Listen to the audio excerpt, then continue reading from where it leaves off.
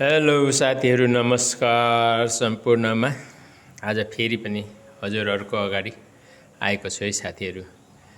तपाईहरुलाई एउटा एकदम राम्रो कुराहरू राखौँ, सेयर गरौँ भनेर नै हो, ताकि तपाईहरुको मन परिवर्तन होस्, तपाईहरुको मन सफा होस्, शुद्ध होस्, अनि तपाईहरुको काम पनि कर्म पनि राम्रो होस्, ताकि पछि गएर राम्रो कर्मको परिणाम पनि मिठो पाउनुहोस् र पुण्य स्थापना गर्नुहोस् भन्नुको खातिर यो काम भनेको भगवानको काम नै हो।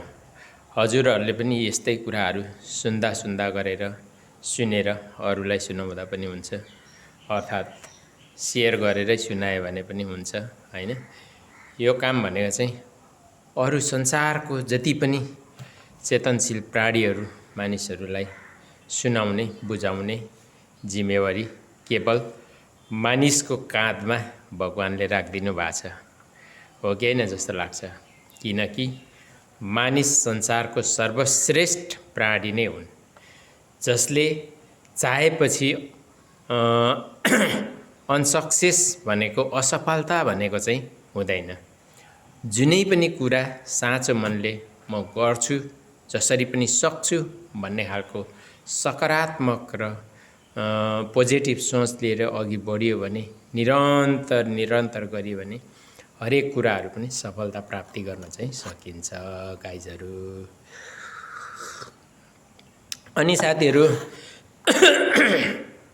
त्यसै कारणले गर्दा हामी मान्छे सर्वश्रेष्ठ प्राणी भएको कारणले गर्दा हाम्रो काँधमा राखिदिनु भएको नै हो। नत्र भने हामीलाई सबैलाई थाहा छ नि, आकाश बोल्न सक्नुहुन्न, धरती बोल्न सक्नुहुन्न, घाम जुन बोल्न सक्नुहुन्न, देवी देवता बोल्न सक्नुहुन्न, भगवान सृष्टिकर्ता पनि बोल्न सक्नुहुन्न।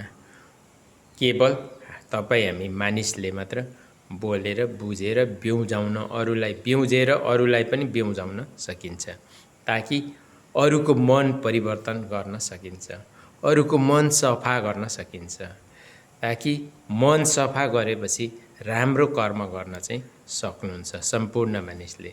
जुन कर्मको अनुसार राम्रो कर्मको परिणाम कस्तो आउँछ त साथीहरू? राम्रो आउँछ।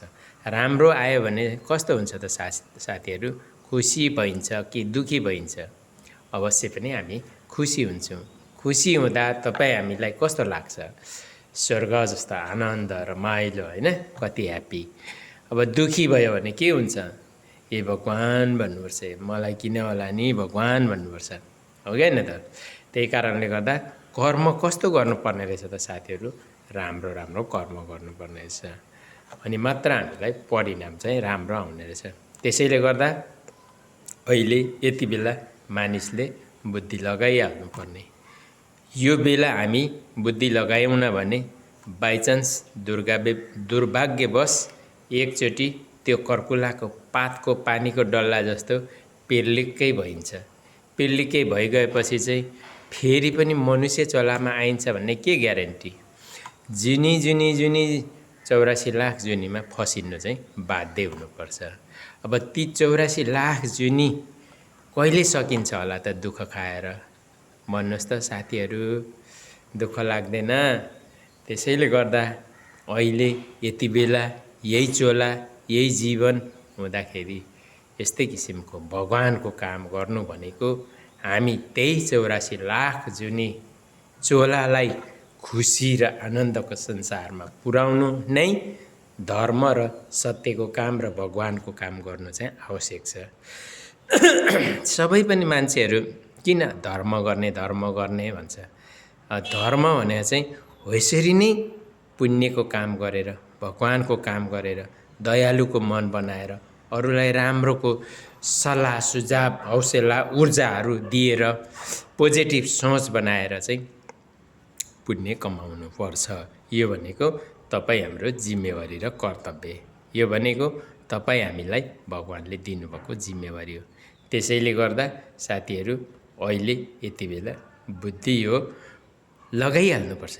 यदि लगाइएन भने सम्झिनुहोस् फेरि पनि दुःखको संसारमा जानुपर्छ। त्यसैले हामी एकदम साँचो मनले बाँचुन्जेल अन्तिम साससम्म गर्नु चाहिँ आवश्यक छ है गाइजहरू। म यति मात्र भन्न चाहे, जुन कुरा सुनेर चाहिँ व्यवहारमा लागू गर्नु चाहिँ एकदमै आवश्यक छ है साथीहरू। बाई बाई, धन्यवाद।